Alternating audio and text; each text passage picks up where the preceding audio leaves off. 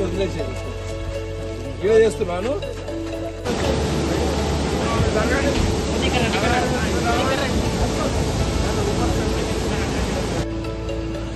అని ఇక్కడ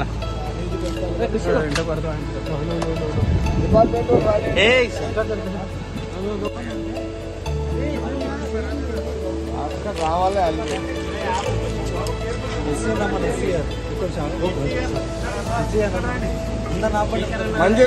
మంజీరా డిపార్ట్మెంట్ వాళ్ళు ఏది ఇరిగేషన్ ఎస్సీ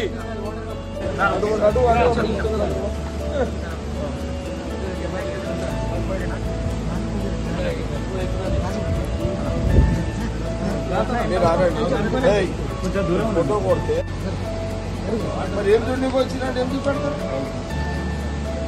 డ్యామ్ దున్నికి వచ్చి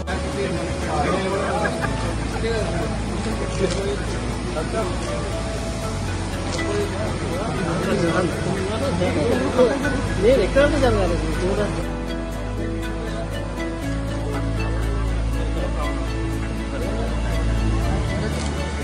తీసుకున్న బ్యాక్గ్రౌండ్ అబ్బా అన్న జర కింద నుంచో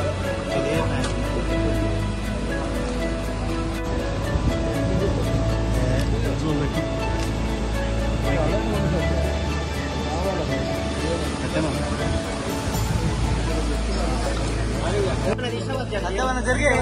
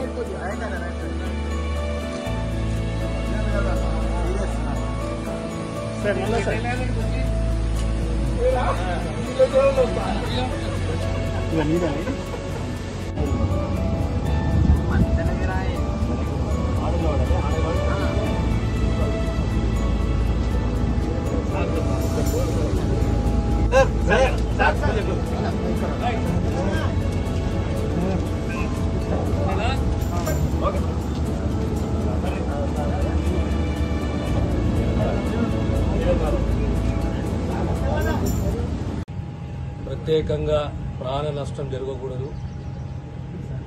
మన జిల్లాకు సంబంధించి పాక్షికంగా ఇండ్లు కూలడము, కొన్ని కుటుంబాలను షిఫ్ట్ చేయడము, ముఖ్యంగా అందోలే కానీ న్యాల్కలే కానీ మరి బొల్లారం ప్రాంతంలో ప్రాణ నష్టం జరగకుండా కుటుంబాలని సురక్షిత ప్రాంతానికి షిఫ్ట్ చేయడము, వారికి సౌకర్యాలు కల్పించడము, దానికి తోడు ప్రధానంగా మన మంజీరా బ్యారేజు, చారిత్రక మంజీరా బ్యారేజు, దాని సామర్థ్యము 1.5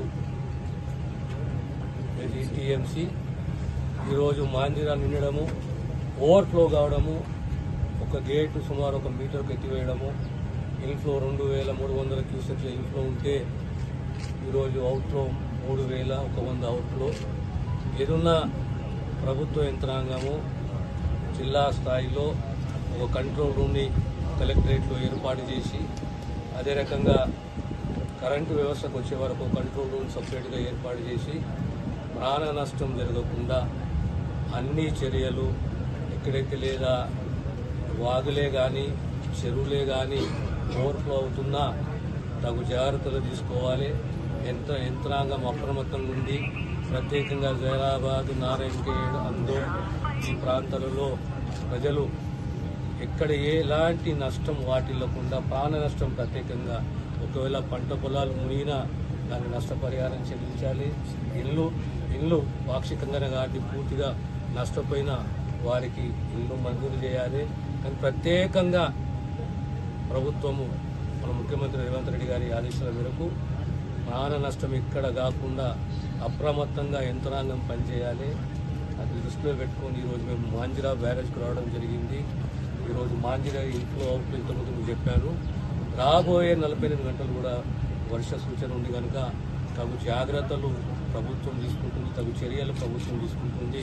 ఇక్కడ సంగారెడ్డి కానీ సంగారెడ్డి జిల్లాలే కానీ అన్ని చర్యలు తీసుకుంటాము. మేము ఇలా పౌరులతో కోరేది ఒకటంటే మీరు జాగ్రత్తగా ఉండండి.